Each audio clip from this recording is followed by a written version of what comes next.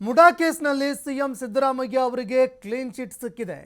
ಮುಡಾ ಪ್ರಕರಣಕ್ಕೆ ಸಂಬಂಧಪಟ್ಟಂತೆ ಸಿಎಂ ಸಿದ್ದರಾಮಯ್ಯ ಅವರು ಅನೇಕ ಸಮಸ್ಯೆಗಳನ್ನು ಎದುರಿಸಿದ್ರು, ಕಾನೂನು ಹೋರಾಟ ಕೂಡ ಮಾಡಿದ್ರು. ಕೊನೆಗೂ ಸಿಎಂ ಸಿದ್ದರಾಮಯ್ಯ ಅವರಿಗೆ ಮುಡಾ ಪ್ರಕರಣದಲ್ಲಿ ಕ್ಲೀನ್ ಚಿಟ್ ಸಿಕ್ಕಿದೆ. ಇನ್ನು ದೂರು ಕೊಟ್ಟಿದ್ದಂತಹ ದೂರುದಾರ ಸ್ನೇಹಮಯಿ ಕೃಷ್ಣ ಅವರಿಗೆ ಲೋಕಾಯುಕ್ತ ನೋಟಿಸ್ ಕೊಟ್ಟಿದೆ. ಯಾಕಂದ್ರೆ ಈ ಪ್ರಕರಣಕ್ಕೆ ಸಂಬಂಧಪಟ್ಟಂತೆ ಸಿದ್ದರಾಮಯ್ಯ ಅವರ ವಿರುದ್ಧ ಸಾಕ್ಷ್ಯಾಧಾರಗಳೇ ಇಲ್ಲ ಅಂತ ವರದಿ ಕೊಟ್ಟಿದೆ. ಲೋಕಾಯುಕ್ತ ಅಧಿಕಾರಿಗಳಿಗೆ ಈ ಬಗ್ಗೆ ತನಿಖೆ ಮಾಡೋದಕ್ಕೆ ಅಂತ ಕೋರ್ಟ್ ಸೂಚನೆ ಕೊಟ್ಟಿತ್ತು. ಇನ್ನು ಕೋರ್ಟ್ ಸೂಚನೆ ಕೊಟ್ಟಿದ್ದರಿಂದಾಗಿ ಲೋಕಾಯುಕ್ತ ಅಧಿಕಾರಿಗಳು ಇದಕ್ಕೆ ಸಂಬಂಧಪಟ್ಟಂತೆ ತನಿಖೆ ಮಾಡಿದರು. ತನಿಖೆ ಮಾಡಿದಂತಹ ಅಧಿಕಾರಿಗಳು ಇದಕ್ಕೆ ಸಂಬಂಧಪಟ್ಟಂತೆ ವರದಿ ಕೂಡ ಸಿದ್ಧಪಡಿಸಿದ್ದಾರೆ.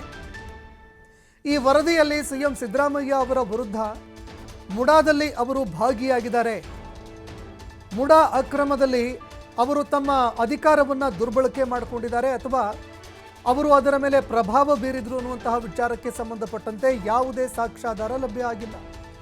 ಹೀಗಾಗಿ ಸಿಎಂ ಸಿದ್ದರಾಮಯ್ಯ ಅವರಿಗೆ ಕ್ಲೀನ್ ಚೀಟ್ ಸಿಕ್ಕಿದೆ. ಇನ್ನು ಅದೇ ರೀತಿಯಾಗಿ ದೂರುದಾರರಾಗಿದ್ದಂತಹ ಸ್ನೇಹಮಯಿ ಕೃಷ್ಣ ಅವರಿಗೆ ಈ ಪ್ರಕರಣಕ್ಕೆ ಸಂಬಂಧಪಟ್ಟಂತೆ ಈಗ ಲೋಕಾಯುಕ್ತ ಅಧಿಕಾರಿಗಳು ನೋಟಿಸ್ ಕೊಟ್ಟಿದ್ದಾರೆ. ಇನ್ನು ಲೋಕಾಯುಕ್ತ ಪೊಲೀಸರು ಈ ಪ್ರಕರಣಕ್ಕೆ ಸಂಬಂಧಪಟ್ಟಂತೆ ಬಿ ರಿಪೋರ್ಟ್ ಕೂಡ ರೆಡಿ ಮಾಡ್ಕೊಂಡಿದ್ದಾರೆ. ನಾಳೆ ಕೋರ್ಟ್ಗೆ ಬಿ ರಿಪೋರ್ಟ್ ಸಲ್ಲಿಕೆ ಮಾಡಲಿದ್ದಾರೆ. ಅಂದರೆ ಈವರೆಗೆ ಮಾಡಿದಂತಹ ಒಂದು ತನಿಖೆಯ ವರದಿಯನ್ನು ಸಲ್ಲಿಕೆ ಮಾಡಲಿದ್ದಾರೆ. ಲೋಕಾಯುಕ್ತ 4 ಆರೋಪಿಗಳ ವಿರುದ್ಧ ಯಾವುದೇ ಸಾಕ್ಷ್ಯಾಧಾರಗಳು ಇಲ್ಲ, ಅಂದರೆ ಸಿಎಂ ಸಿದ್ದರಾಮಯ್ಯ ಅವರ ಪತ್ನಿ, ಸಿಎಂ ಸಿದ್ದರಾಮಯ್ಯ, ಅದೇ ರೀತಿಯಾಗಿ ಈ ಪ್ರಕರಣದಲ್ಲಿ ಇನ್ನುಳಿದಂತಹ ಆರೋಪಿಗಳೇನಿದ್ದಾರೆ ಅವರ ವಿರುದ್ಧ ಯಾವುದೇ ರೀತಿಯಾದಂತಹ ಸಾಕ್ಷ್ಯಾಧಾರಗಳು ಸಿಕ್ಕಿಲ್ಲ. ಯಾಕಂದರೆ ಪ್ರಮುಖವಾಗಿ ಈ ಪ್ರಕರಣಕ್ಕೆ ಸಂಬಂಧಪಟ್ಟಂತೆ ದೂರುದಾರರು ಹೇಳಿದ್ದೇನಂತಂದರೆ ಸಿಎಂ ಸಿದ್ದರಾಮಯ್ಯ ಅವರು ತಮ್ಮ ಅಧಿಕಾರ ದುರ್ಬಳಕೆ ಮಾಡಿಕೊಂಡಿದ್ದಾರೆ, ತಮ್ಮ ಅಧಿಕಾರವನ್ನು ಅವರು ಬಳಕೆ ಮಾಡಿಕೊಂಡು ಪ್ರಭಾವ ಬೀರಿ 14 ಸೈಟ್ಗಳನ್ನು ಪಡೆದುಕೊಂಡಿದ್ದಾರೆ ಅನ್ನುವಂತಹ ಗಂಭೀರ ಆರೋಪವನ್ನು ಮಾಡಿದರು. ಇದಕ್ಕೆ ಸಂಬಂಧಪಟ್ಟಂತೆ ಪೂರಕವಾದಂತಹ ಸಾಕ್ಷ್ಯಾಧಾರಗಳನ್ನು, ದಾಖಲೆಗಳನ್ನು ಒದಗಿಸಬೇಕಾಗಿತ್ತು. ಆದರೆ ಯಾವುದೇ ರೀತಿಯಾದಂತಹ ಸಾಕ್ಷ್ಯಾಧಾರಗಳು ಲಭ್ಯ ಆಗೋದಿಲ್ಲ. ಇದೇ ಕಾರಣಕ್ಕಾಗಿ ಲೋಕಾಯುಕ್ತ ಬಿ ರಿಪೋರ್ಟ್ ಸಲ್ಲಿಕೆ ಮಾಡಿದೆ. ಇನ್ನು ಈ ಸಂಪೂರ್ಣ ಒಂದು ಪ್ರಕರಣದ ವರದಿ ಏನಿದೆ, ತನಿಖಾ ವರದಿ, ಅದನ್ನು ಕೋರ್ಟ್ಗೂ ಕೂಡ ನಾಳೆ ಸಲ್ಲಿಕೆ ಮಾಡಲಾಗುತ್ತೆ. ಪ್ರಕರಣದಲ್ಲಿ 4 ಜನ ಆರೋಪಿಗಳು, ಸಿಎಂ ಸಿದ್ದರಾಮಯ್ಯ ಅವರ ಪತ್ನಿ, ಇನ್ನುಳಿದ ಆರೋಪಿಗಳೇನಿದ್ದಾರೆ ಅವರ ವಿರುದ್ಧ ಯಾವುದೇ ಸಾಕ್ಷ್ಯಾಧಾರಗಳು ಲಭ್ಯವಾಗಿಲ್ಲ ಅಂತ ವರದಿ ಸಿದ್ಧಪಡಿಸಲಾಗಿದೆ. A1 ಆರೋಪಿ ಸಿದ್ದರಾಮಯ್ಯ, A2 ಆರೋಪಿ ಪಾರ್ವತಿ, A3 ಆರೋಪಿ ಮಲ್ಲಿಕಾರ್ಜುನ್, A4 ಆರೋಪಿ ದೇವರಾಜುಗೆ ಕ್ಲೀನ್ ಚಿಟ್ ಕೊಟ್ಟಿದೆ ಲೋಕಾಯುಕ್ತ. ಹೀಗಾಗಿ ಈ ಪ್ರಕರಣಕ್ಕೆ ಸಂಬಂಧಪಟ್ಟಂತೆ ಈಗ ದೂರುದಾರರಾಗಿರುವಂತಹ ಸ್ನೇಹಮಯಿ ಕೃಷ್ಣ ಅವರಿಗೆ ನೋಟಿಸ್ ಕೂಡ ಜಾರಿ ಮಾಡಲಾಗಿರುವಂಥದ್ದು. ಈ ನೋಟಿಸ್ಗೆ ಅವರು ಉತ್ತರ ಕೂಡ ಕೊಡಬೇಕಾಗತ್ತೆ. ಇನ್ನು ಈ ಪ್ರಕರಣದಲ್ಲಿ ಈಗ ಬಹುದೊಡ್ಡದಾಗಿರುವಂತಹ ಒಂದು ತಿರುವು ಸಿಕ್ಕಿದೆ ಅಂತ ಹೇಳಿದರೂ ಕೂಡ ತಪ್ಪಾಗೋದಿಲ್ಲ. ಯಾಕಂದರೆ ಆ ಸ್ನೇಹಮಯಿ ಕೃಷ್ಣ ಅವರು ಏನೆಲ್ಲ ಆರೋಪಗಳನ್ನು ಮಾಡಿದರು, ಆ ಆರೋಪಗಳೆಲ್ಲವೂ ಕೂಡ ಯಾವುದೇ ರೀತಿಯಾದಂತಹ ಆಧಾರವಿಲ್ಲದಂತಹ ಆರೋಪಗಳು, ಸಾಕ್ಷ್ಯಗಳೇ ಇಲ್ಲ ಅನ್ನುವಂತಹ ವಿಚಾರ ಈಗ ಬೆಳಕಿಗೆ ಬರ್ತಾ ಇದೆ. ಲೋಕಾಯುಕ್ತ ಅಧಿಕಾರಿಗಳು ತನಿಖೆ ಮಾಡಿದ್ರು. ತನಿಖೆ ಮಾಡಿದಂತಹ ಸಂದರ್ಭದಲ್ಲಿ ಯಾವುದೇ ಒಂದು ಸಾಕ್ಷ್ಯಾಧಾರಗಳು ಲಭ್ಯವಾಗಿಲ್ಲ ಅಂತ ಈಗ ವರದಿ ಸಲ್ಲಿಕೆ ಮಾಡೋದಕ್ಕೆ ಸಿದ್ಧತೆ ಮಾಡಿಕೊಡ್ತಾ ಇದ್ದಾರೆ. ಈ ಬಗ್ಗೆ ಮತ್ತಷ್ಟು ಮಾಹಿತಿ ಕೊಡ್ತಾರೆ ಪ್ರತಿನಿಧಿ ಪುನೀತ್, ಫೋನ್ ಸಂಪರ್ಕದಲ್ಲಿ ಜಾಯ್ನ್ ಆಗಿದ್ದಾರೆ. ಪುನೀತ್, ಸಿಎಂ ಸಿದ್ದರಾಮಯ್ಯ ಅವರಿಗೆ ಬಹುದೊಡ್ಡದಾಗಿರುವಂತಹ ಒಂದು ರಿಲೀಫ್ ಅಂತ ಹೇಳಿದರೂ ಕೂಡ ತಪ್ಪಾಗೋದಿಲ್ಲ. ಅದೇ ರೀತಿಯಾಗಿ ಈ ಪ್ರಕರಣದಲ್ಲಿ ಈವರೆಗೆ ಆಗಿರುವಂತಹ ಬೆಳವಣಿಗೆಗಳೇನು, ತನಿಖೆ ಯಾವ ರೀತಿಯಾಗಿ ನಡೀತು, ಈ ಬಗ್ಗೆ ಮತ್ತಷ್ಟು ಮಾಹಿತಿ ಕೊಡೋದಾದ್ರೆ. ಸಂತೋಷ್, ಇಲ್ಲಿ ಮುಖ್ಯವಾಗಿ ಮುಖ್ಯಮಂತ್ರಿ ಸಿದ್ದರಾಮಯ್ಯನವರ ಕುಟುಂಬಕ್ಕೆ ಸೇರಿದಂತಹ 14 ನಿವೇಶನಗಳಿದ್ವು.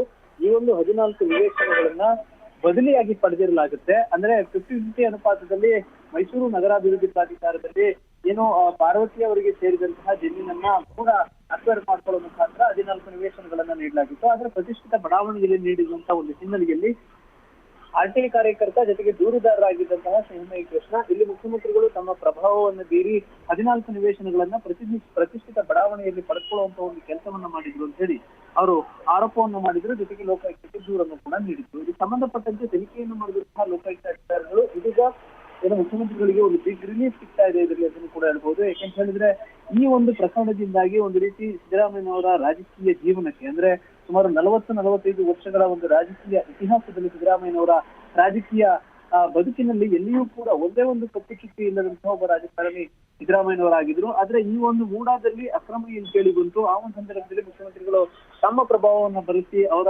ಕುಟುಂಬಕ್ಕೆ ಒಂದು 14 ನಿವೇಶನಗಳನ್ನ ಕೊಡತಕ್ಕಂಥ ಒಂದು ಕೆಲಸವನ್ನ ಮಾಡಿದ್ದಾರೆ ಅನ್ನೋ ಒಂದು ಆರೋಪ ಕೇಳಿ ಬಂದಂತಹ ಸಂದರ್ಭದಲ್ಲಿ ಒಂದು ರೀತಿ ಇದು ಸಾಕಷ್ಟು ರಾಜಕೀಯ ವಲಯದಲ್ಲಿ ಸಂಚಲನವನ್ನೇ ಉಂಟು ಮಾಡಿತ್ತು. ಅಷ್ಟರ ಮಟ್ಟಿಗೆ ಈ ಒಂದು ಪ್ರಕರಣ ಇದ್ದಂಥದ್ದು. ಈಗ ಸದ್ಯ ಲೋಕಾಯುಕ್ತ ಅಧಿಕಾರಿಗಳು ವರದಿಯನ್ನ ಸಲ್ಲಿಸುವಂತ ಒಂದು ಕೆಲಸವನ್ನು ಮಾಡಿದ್ದಾರೆ. ಆ ಒಂದು ವರದಿಯಲ್ಲಿ ಮುಖ್ಯಮಂತ್ರಿಗಳ ಮೇಲೆ ಮಾಡಿರ್ತಕ್ಕಂಥ ಆರೋಪ ಅಂದ್ರೆ ಮುಖ್ಯಮಂತ್ರಿಗಳ ಕುಟುಂಬಸ್ಥರಿರ್ಬೋದು, ಮುಖ್ಯಮಂತ್ರಿಗಳು ಸೇರಿದಂತೆ ಮೂಡಾದಲ್ಲಿ ಬಿದ್ದ ಕೆಲ ಅಧಿಕಾರಿಗಳ ಮೇಲೆ ಮಾಡಿರ್ತಕ್ಕಂಥ ಆರೋಪ ದೂರು ಏನಿದೆ ಯಾವುದಕ್ಕೂ ಕೂಡ ಸಾಕ್ಷ್ಯಾಧಾರಗಳಿಲ್ಲ ಅನ್ನೋ ಒಂದು ವರದಿಯನ್ನ ಈಗ ಸಲ್ಲಿಸಲಾಗಿರ್ತಕ್ಕಂಥದ್ದು. ಇದಕ್ಕಿಂತ ಮುಂಚೆ ಸಿಬಿಐಗೆ ವಹಿಸಬೇಕು ಅಂತ ಹೇಳಿ ಹೈಕೋರ್ಟ್ಗೆ ಹೋಗಿದ್ದಂತಹ ಏನು ದೂರುದಾರ ಸ್ನೇಹಮಯಿ ಕೃಷ್ಣ ಅವರ ಅರ್ಜಿಯನ್ನು ಕೂಡ ವಜಾ ಆಗಿದ್ದಂತಹ ಒಂದು ಘಟನೆ ಕೂಡ ನಡೆದಿತ್ತು. ಅಲ್ಲಿಯೂ ಕೂಡ ಮುಖ್ಯಮಂತ್ರಿಗಳಿಗೆ ಒಂದು ರೀತಿ ಗೆಲುವಾಗಿತ್ತು. ಇದೀಗ ಮತ್ತೆ ಈ ಒಂದು ವರದಿಯಲ್ಲೂ ಕೂಡ ಗೆಲುವಾಗುವ ಮುಖಾಂತರ ಆ ಒಂದು ಏನು ಈ ಮೂಡಾದಲ್ಲಿ 14 ನಿವೇಶನಗಳನ್ನ ತೆಗೆದುಕೊಳ್ಳಲಿಕ್ಕೆ ಮುಖ್ಯಮಂತ್ರಿಗಳ ಪಾತ್ರ ಇಲ್ಲ ಅನ್ನೋ ಒಂದು ವರದಿಯನ್ನ ಈಗ ಲೋಕಾಯುಕ್ತ ಅಧಿಕಾರಿಗಳು ನೀಡಿರ್ತಕ್ಕಂಥದ್ದು. ಹೀಗಾಗಿ ಮುಖ್ಯಮಂತ್ರಿಗಳಿಗೆ ಈ ಒಂದು ಭಾರ ಕಳೆದಿದೆ ಅಂತಲೂ ಕೂಡ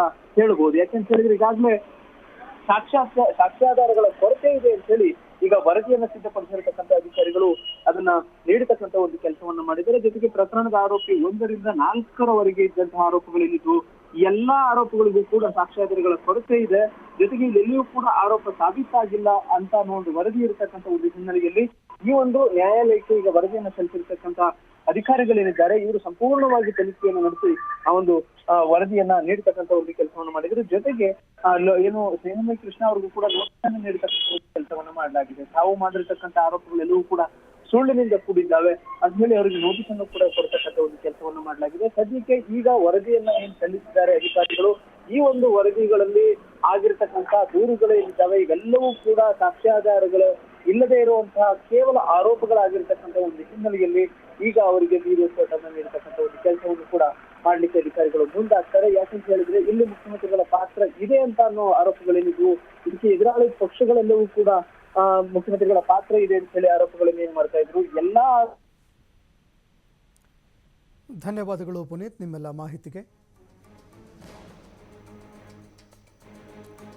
ಇನ್ನು ಈ ಪ್ರಕರಣಕ್ಕೆ ಸಂಬಂಧಪಟ್ಟಂತೆ ಈಗ ಮುಂದೆ ಮತ್ತೆ ಯಾವ ತಿರುವುಗಳು ಪಡೆದುಕೊಳ್ಳುತ್ತೆ ಅನ್ನುವಂಥದ್ದನ್ನು ಕೂಡ ಕಾದು ನೋಡಬೇಕಾಗತ್ತೆ. ಅದೇ ರೀತಿಯಾಗಿ ಈ ಸಂಪೂರ್ಣ ಪ್ರಕರಣ ದೂರುದಾರರಾಗಿರುವಂತಹ ಸ್ನೇಹಮಯಿ ಕೃಷ್ಣ ಅವರಿಗೆ ಈಗ ತಿರುಗುಬಾಣ ಆಗುವಂತಹ ಸಾಧ್ಯತೆ ಇದೆ. ಯಾಕಂದರೆ ನೀವು ಏನು ಆರೋಪಗಳನ್ನು ಮಾಡ್ತಾ ಇದ್ದೀರಿ ಇದಕ್ಕೆ ಸಂಬಂಧಪಟ್ಟಂತೆ ಯಾವುದೇ ಸಾಕ್ಷ್ಯಾಧಾರಗಳು ಇಲ್ಲ ಅಂತ ಲೋಕಾಯುಕ್ತ ಅಧಿಕಾರಿಗಳು ಈಗ ಸ್ನೇಹಮಯಿ ಕೃಷ್ಣ ಅವರಿಗೆ ನೋಟಿಸ್ ಕೊಟ್ಟಿದ್ದಾರೆ. ಅದಕ್ಕೆ ಅವರು ಉತ್ತರವನ್ನು ಕೊಡಬೇಕಾಗತ್ತೆ. ಅದು ಕೂಡ ತಕ್ಕುದಾದಂತಹ ಒಂದು ಉತ್ತರವನ್ನು ಕೊಡಬೇಕಾಗತ್ತೆ. ಅದೇ ರೀತಿಯಾಗಿ ಸ್ನೇಹಮಯಿ ಕೃಷ್ಣ ಅವರ ವಿರುದ್ಧ CM ಸಿದ್ದರಾಮಯ್ಯ ಅವರು ಈಗ ಮತ್ತೆ ಕಾನೂನು ಸಮರ ಸಾರಿದರೂ ಅಚ್ಚರಿ ಪಡಬೇಕಾಗಿಲ್ಲ. ಯಾಕಂದರೆ ಈ ಪ್ರಕರಣಕ್ಕೆ ಸಂಬಂಧಪಟ್ಟಂತೆ CM ಸಿದ್ದರಾಮಯ್ಯ ಅವರ ವಿರುದ್ಧ ಅತಿ ಗಂಭೀರವಾದಂತಹ ಆರೋಪಗಳನ್ನು ಮಾಡಿದ್ರು. CM ಸಿದ್ದರಾಮಯ್ಯ ಅವರು ಮೊದಲ ಬಾರಿಗೆ ಒಂದು ಕೋರ್ಟ್ನ ಕಟಕಟೆಗೆ ನಿಂತು ಈ ಪ್ರಕರಣಕ್ಕೆ ಸಂಬಂಧಪಟ್ಟಂತೆ ವಿಚಾರಣೆಯನ್ನು ಕೂಡ ಎದುರಿಸಬೇಕಾದಂತಹ ಪರಿಸ್ಥಿತಿ ಎದುರಾಯಿತು. ಇದೇ ಕಾರಣಕ್ಕಾಗಿ ಈ ಪ್ರಕರಣ ಸಂಬಂಧ ಏನು ಸಂಪೂರ್ಣವಾಗಿ ತನಿಖೆ ಆಗಬೇಕು, ತನಿಖೆ ಆದ ನಂತರ ವರದಿ ಸಲ್ಲಿಕೆ ಮಾಡಬೇಕು ಅಂತ ನ್ಯಾಯಾಲಯ ಏನು ಆದೇಶ ಕೊಟ್ಟಿತ್ತು, ಅದಕ್ಕೆ ಸಂಬಂಧಪಟ್ಟಂತೆ ಲೋಕಾಯುಕ್ತ ಅಧಿಕಾರಿಗಳು ಸಂಪೂರ್ಣ ಪ್ರಕರಣ ಏನಾಯಿತು ಅಸಲಿಗೆ ಮೂಡಾದಲ್ಲಿ ಅಂತ ಆ ಪ್ರಕರಣವನ್ನು ತನಿಖೆ ಮಾಡಿದ್ರು. ಆ ಸಂದರ್ಭದಲ್ಲಿ ಒಂದು ವಿಚಾರ ಇಲ್ಲಿ ಬೆಳಕಿಗೆ ಬಂದಿರುವಂಥದ್ದು, CM ಸಿದ್ದರಾಮಯ್ಯ ಅವರ ಪತ್ನಿಯವರ ಹೆಸರಿಗಿದ್ದಂತಹ ಜಮೀನು ಹೋಗಿರುವಂಥದ್ದು ಸತ್ಯ. ಆ ಜಮೀನಿಗೆ ಬದಲಾಗಿ 50-50 ಅನುಪಾತ ಅಂತ ಏನು ಹೇಳಲಾಗ್ತಾ ಇತ್ತು ಮೂಡಾದಲ್ಲಿ, ಅದೇ ಅನುಪಾತದ ಅಡಿಯಲ್ಲಿ ಭೂಮಿಗಳನ್ನು ಕೊಟ್ಟಿದ್ದಾರೆ. ಆದರೆ ಅದು ಹಳೆಯ ನಿಯಮ, ಅಂದರೆ ಮೊದಲ ರೀತಿಯಾಗಿ ಮಾಡ್ತಾ ಇದ್ರು. ಈಗ ನಿಯಮಗಳು ಬದಲಾಗಿದ್ದಾವೆ ಅನ್ನುವಂತಹ ಮಾತುಗಳು ಕೇಳಿಬರ್ತಾ ಇತ್ತು. ಆದರೆ ಹಳೆಯ ನಿಯಮಗಳ ಅಡಿಯಲ್ಲಿ ಕೊಟ್ಟಿದ್ದು ಯಾಕೆ? ಇಲ್ಲಿ CM ಸಿದ್ದರಾಮಯ್ಯ ಅವರು ಒಂದು ಪ್ರತಿಷ್ಠಿತ ಬಡಾವಣೆಯಲ್ಲಿ ಜಮೀನು ತೆಗೆದುಕೊಳ್ಳೋದಕ್ಕೆ ಅಂತ ತಮ್ಮ ಅಧಿಕಾರ ದುರ್ಬಳಕೆ ಮಾಡಿಕೊಂಡಿದ್ದಾರೆ. ತಮ್ಮ ಅಧಿಕಾರದಿಂದ ಅವರು ಒತ್ತಡ ಹೇರಿ ಆ ಒಂದು ಪ್ರತಿಷ್ಠಿತ ಬಡಾವಣೆಯಲ್ಲಿ ಜಮೀನು ಪಡೆದುಕೊಂಡಿದ್ದಾರೆ, ನಿವೇಶನಗಳನ್ನು ಪಡೆದುಕೊಂಡಿದ್ದಾರೆ ಅನ್ನೋ ಒಂದು ಗಂಭೀರ ಆರೋಪ ಅವರ ವಿರುದ್ಧ ಕೇಳಿಬಂದಿತ್ತು. ಇನ್ನು ನಿರಂತರವಾಗಿ ಈ ಒಂದು ಪ್ರಕರಣಕ್ಕೆ ಸಂಬಂಧಪಟ್ಟಂತೆ CM ಸಿದ್ದರಾಮಯ್ಯ ಅವರು ಹೇಳ್ತಾ ಇದ್ದಿದ್ದು, ನಾನು ಆ ಸಂದರ್ಭದಲ್ಲಿ ಅಧಿಕಾರದಲ್ಲೇ ಇದ್ದಿದ್ದಿಲ್ಲ, ಹಾಗಾದರೆ ನಾನು ಆ ಒತ್ತಡ ಹೇರೋದಕ್ಕೆ ಹೇಗೆ ಸಾಧ್ಯ ಅಂತ CM ಸಿದ್ದರಾಮಯ್ಯ ಅವರು ಕೂಡ ಇದಕ್ಕೆ ಸಂಬಂಧಪಟ್ಟಂತೆ ಸ್ಪಷ್ಟೀಕರಣ ಕೊಟ್ಟಿದ್ದರು. ಅದೇ ರೀತಿಯಾಗಿ ಈ ಪ್ರಕರಣಕ್ಕೆ ಸಂಬಂಧಪಟ್ಟಂತೆ ಈಗ ತನಿಖೆ ಮಾಡಿದಂತಹ ಲೋಕಾಯುಕ್ತ ಅಧಿಕಾರಿಗಳು ಯಾವುದೇ ರೀತಿಯಾದಂತಹ ಪುರಾವೆಗಳೇ ಸಿಗ್ತಾ ಇಲ್ಲ. ಅಂದರೆ CM ಅವರು ತಮ್ಮ ಅಧಿಕಾರ ಬಳಕೆ ಮಾಡಿರುವಂಥದ್ದು, ದುರ್ಬಳಕೆ ಮಾಡಿರುವಂಥದ್ದು, ಅಥವಾ ಒತ್ತಡವನ್ನು ಹೇರಿ ಅಧಿಕಾರಿಗಳ ಮೇಲೆ ಸೈಟ್ಗಳನ್ನು ಪಡೆದುಕೊಂಡಿರುವಂಥದ್ದು, ಇದು ಯಾವುದಕ್ಕೂ ಕೂಡ ನಮಗೆ ಸಾಕ್ಷ್ಯಾಧಾರಗಳು ಲಭ್ಯವಾಗಿಲ್ಲ ಅಂತ ಲೋಕಾಯುಕ್ತ ಅಧಿಕಾರಿಗಳು ಈಗ ಬಿ ರಿಪೋರ್ಟ್ ಸಲ್ಲಿಕೆ ಮಾಡಿದ್ದಾರೆ. ಅದೇ ರೀತಿಯಾಗಿ ಸಂಪೂರ್ಣವಾಗಿ ಏನು ತನಿಖೆ ಮಾಡಿದ್ರು, ಏನೆಲ್ಲ ಸಿಕ್ತು ಈ ಒಂದು ಪ್ರಕರಣದ ತನಿಖೆಯಲ್ಲಿ, ಆ ಎಲ್ಲ ವಿಚಾರಗಳನ್ನು, ಎಲ್ಲ ಫ್ಯಾಕ್ಟ್ಗಳನ್ನು ವರದಿ ಮೂಲಕ ನಾಳೆ ಕೋರ್ಟ್ಗೂ ಕೂಡ ಅದನ್ನು ಹಾಜರುಪಡಿಸಲಿದ್ದಾರೆ. ಈ ಒಂದು ವಿಚಾರಕ್ಕೆ ಸಂಬಂಧಪಟ್ಟಂತೆ ಈಗ CM ಸಿದ್ದರಾಮಯ್ಯ ಅವರ ಮುಂದಿನ ನಡೆ, ಯಾಕಂದರೆ ಕ್ಲೀನ್ ಚಿಟ್ ಸಿಕ್ಕಿದೆ, ಈಗ ಅವರ ವಿರುದ್ಧ ಅವರು ಯಾವುದೇ ಕಾರಣಕ್ಕೂ ಅದರಲ್ಲಿ ಭಾಗಿಯಾಗಿರಲಿಲ್ಲ ಅನ್ನುವಂತಹ ಮಾತು ಸ್ಪಷ್ಟವಾಗಿ ಈಗ ಗೊತ್ತಾಗ್ತಾ ಇದೆ. ಆದರೆ ಈ ಪ್ರಕರಣಕ್ಕೆ ಸಂಬಂಧಪಟ್ಟಂತೆ CM ಸಿದ್ದರಾಮಯ್ಯ ಅವರ ಮುಂದಿನ ನಡೆ ಯಾವ ರೀತಿಯಾಗಿರುತ್ತೆ ಅದನ್ನು ಕೂಡ ಕಾದು ನೋಡಬೇಕಾಗತ್ತೆ.